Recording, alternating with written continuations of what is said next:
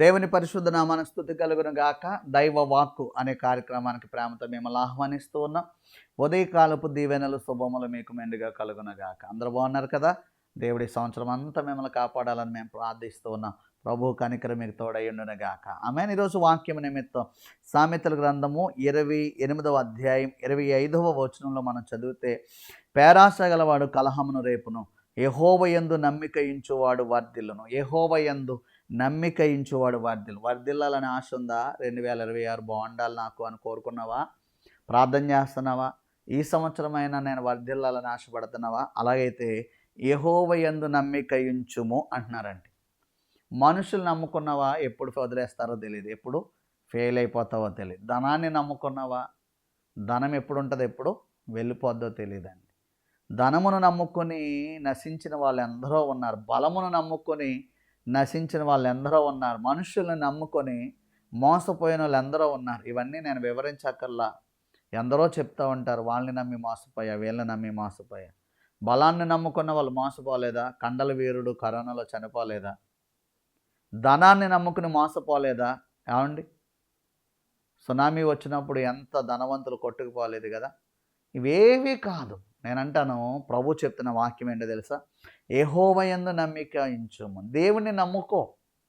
ఆయన నమ్మదగిన దేవుడు. ఆయన నమ్మిన వారిని చేయి విడిచిపెట్టే దేవుడు కాదు.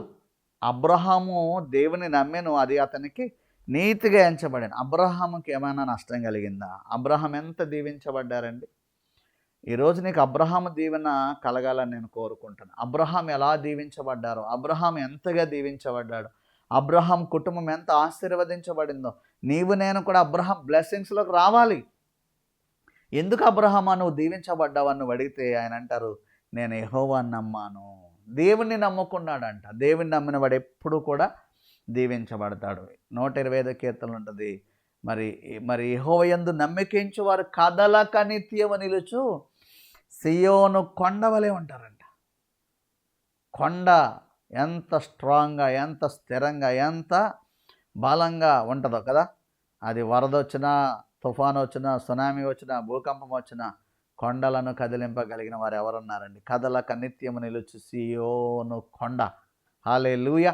నువ్వే అలా మారిపోతావు, అలా ఉంటావు. దేవుని నమ్ముకున్నవాడు కదిలించబడ్డాడు. దేవుని నమ్ముకున్నవాడు స్థిరంగా ఉంటాడు. అపాయం రాని, శోధన రాని, ఏమండి, సునామీ లాంటి సమస్యలే రాని, కానీ నువ్వు స్థిరంగా ఉంటావు, బలంగా ఉంటావు. సియోను కొండలా ఉంటావు. సియోను చుట్టూ పర్వతములు ఉన్నట్టు ఉంటావు నువ్వు. వాటిని ఎవ్వరూ కదిలించలేరండి. దేవుడు స్థిరపరచాడు వాటిని. నిన్ను కూడా దేవుడు స్థిరపరచాడు. దేవుణ్ణి నమ్ముకో.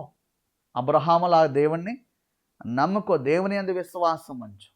దేవుని మీద నమ్మకం పెట్టుకుంటే దేవుని దీవెనలు నీకు మెండుగా కలుగుతాయి. వాక్యంలో చెప్పాను, నమ్మకమైన వానికి దీవెనలు మెండుగా కలుగుతాయి. నీ నమ్మకం దేవుని మీద ఉంటే ఇంకా నువ్వు దీవించబడతావండి, ఇంకా నువ్వు ఆశీర్వదించబడతావు. దేవుని నమ్మి నశించిన వారు లేరు. దేవుని నమ్మి ఏదైనా కోల్పోయిన వాళ్ళు లేరు. ప్రభువు నమ్ముకొని దీవించబడ్డారు, ప్రభువు నమ్ముకొని ఆశీర్వదించబడ్డారు. చాలామంది అంటారు, వీళ్ళకి అమెరికా నుంచి వచ్చి పడిపోతుంది, అందుకే క్రైస్తవులు అందరూ గొప్పవాళ్ళు అయిపోతున్నారు. అమెరికా కంటే గొప్పోడు ఉన్నాడండి. అమెరికా కంటే గొప్ప దేశం ఉందండి. మాకు వచ్చేది అమెరికాది కాదు కానీ పరలోకపు ఆశీర్వాదం, దేవుని ఆశీర్వాదం. మేము దొరలను నమ్ముకోలేదు కానీ దొరలకే దొర అయిన యేసయ్యని నమ్మాం. దేవునికి స్తోత్రం కలుగునుగాక. మీరు యేసుని నమ్మండి, యేసు యందు విశ్వాసం ఉంచండి. ఈ సంవత్సరం అంతా మీరు వర్ధిల్లాలని కోరుకుంటున్నానండి. ఎవరు నమ్మి అంటే దేవుణ్ణి నమ్మి. ఆమేన్.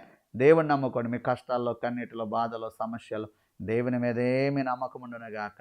మీరు దీవించబడుదురుగాక. పరిశుద్ధుడైన తండ్రి, విన్న వాక్యాన్ని వారు హృదయంలో పెట్టుకొని నీ యందు విశ్వాసముతో జీవించి గొప్పగా వర్ధిల్లుదురుగాక. యేసు నామములో అడుగుచున్నాను మా పరమ తండ్రి. ఆమేన్. God bless you.